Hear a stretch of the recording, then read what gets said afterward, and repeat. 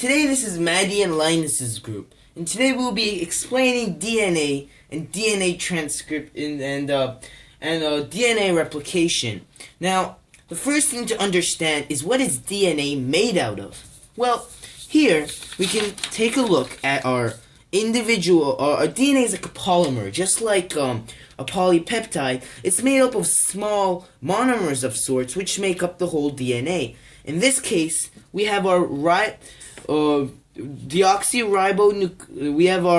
stands for deoxyribonucleic acid, and essentially, what happens is that our sugar for DNA is a deoxyribose pentose sugar, which is pretty much a pentose sugar, but without the oxygen.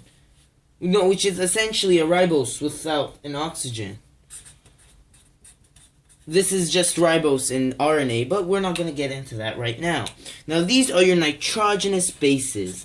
And your nitrogenous bases, they essentially are your A, T, G, and C, and U when you go on to RNA. But these are essentially bases which complement each other and then make up DNA. There's also a phosphate group here. We have a phosphate group which connects the different individual nucleosomes, which is also important. So this is DNA. This is like a polymer. But each single one of these, this is a nucleosome. And multiple nucleosomes are synthesized together to make DNA. Now, here we can look at DNA. It's a simplified one. The backbone essentially consists of your phosphate and your ribose sugar, and this is your nitrogenous bases, which have 4 different kinds. The 4 different kinds is adenine, which is complementary to thymine, guanine, which is complementary to cytosine. And here we can see it. These are your different nitrogenous bases, but they're complementary to each other. So you can see A is always being paired with T, G is always with C, T is with A. You can see that they complement each other. And here, if you look at it closer, you can see these lines, and these essentially represent hydrogen bonds. Between the complementary nitrogenous bases, such as adenine and thymine, there exists hydrogen bonding. And what this hydrogen bonding does is it keeps the molecule stable. We're going to get into the stability of the molecule later on. But these hydrogen bonds is what allows a double helix to form. Each one of these is one of our is one of these chains, and they both form together, and they're being connected by these hydrogen bonds to form a double helix structure, a helical structure. Also, something important to note in our structure of DNA, this is known as a phosphodiester bond. Now, this essentially joins one nucleosome with the next, and it's this bond over here. This is your phosphodiester bond. Now that we know the basic structure of DNA, it's time to move on to replication. And this is the basic structure of replication. Now, this is being drawn in a way so that it's easier to understand. But it's important to know that this is DNA, this is one strand, and this is the second, and this is essentially your double helix in a way. And now, DNA has to be replicated. So what's the first thing that happens? Well, the first thing that happens is DNA helicase, indicated here, essentially opens up the DNA, it unzips the DNA. It unwinds the double helix.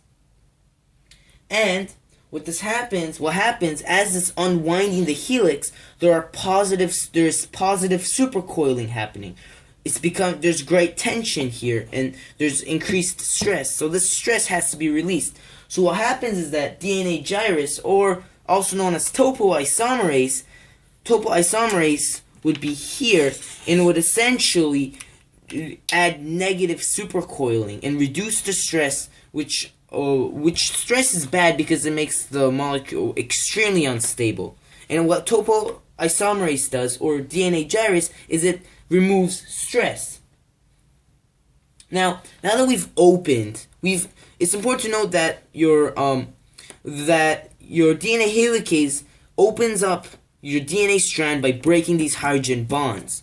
But now that these hydrogen bonds have been broken, the molecule is relatively unstable. Remember, the hydrogen bonds makes this a stable molecule. So your single strand binding proteins bind here to prevent to stop the hydrogen bonds from reforming. And this is important because if they reform, we cannot replicate DNA.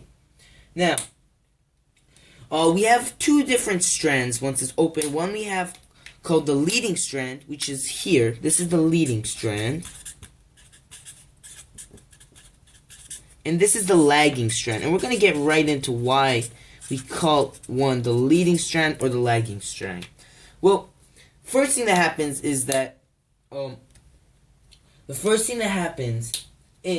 leading strand, your DNA primase adds an RNA primer. It could add it here. And essentially what the RNA primer is your DNA primase adds the RNA primer, which is like a signal for DNA polymerase to just add nucleotides. Specifically, it's called DNA polymerase 3, and what it does is it adds nucleotides here. And let's take a look. So it's important to note that your DNA polymerase 3 can only work from your 5' to your 3', and this has to do with the arrangement here of the DNA of the individual nucleosomes. Well, the reason why this is called the leading strand is because you can almost continuously add your nucleotides here to almost complete the strand, which is very simple.